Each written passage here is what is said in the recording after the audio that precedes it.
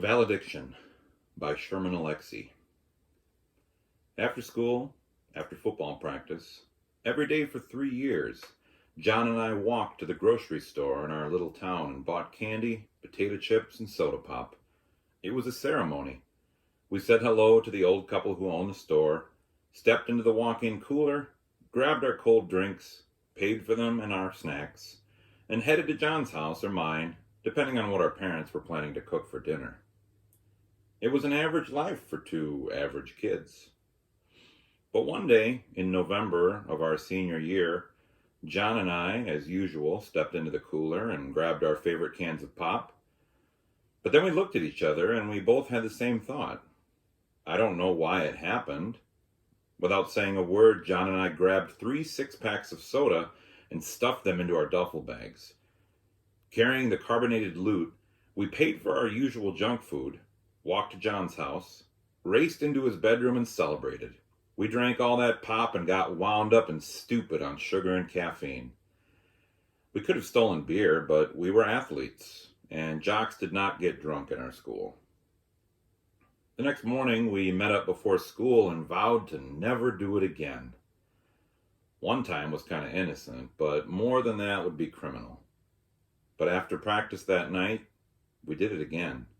And then again the day after that. We shoplifted for a week. The thrill and guilt grew bigger each time. We joked and laughed with the people who owned the store.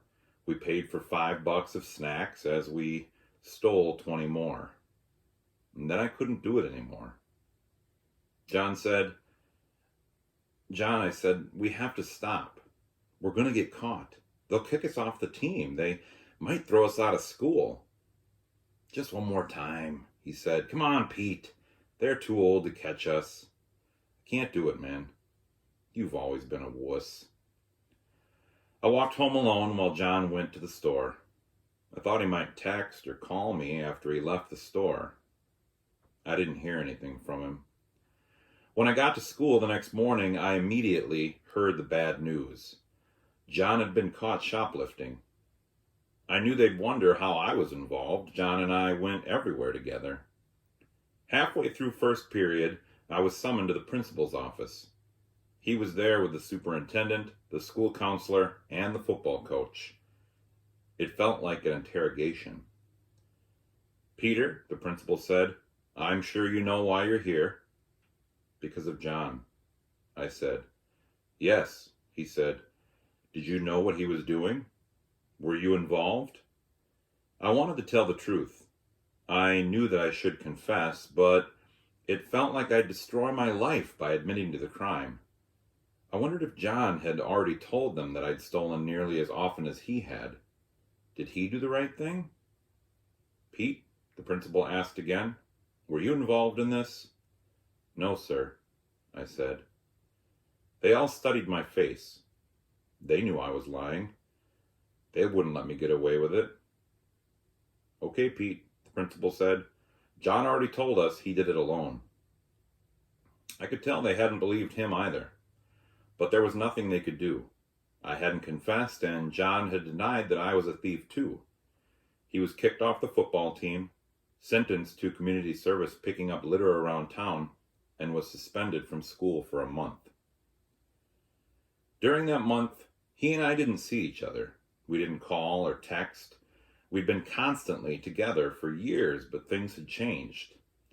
I don't know why he didn't contact me, but I was too ashamed to talk to him. I'd let him take all the punishment. I kept playing football. I didn't have to scoop up dog crap while my classmates watched. I wasn't suspended, and my reputation wasn't ruined. I wasn't branded as a good kid gone bad.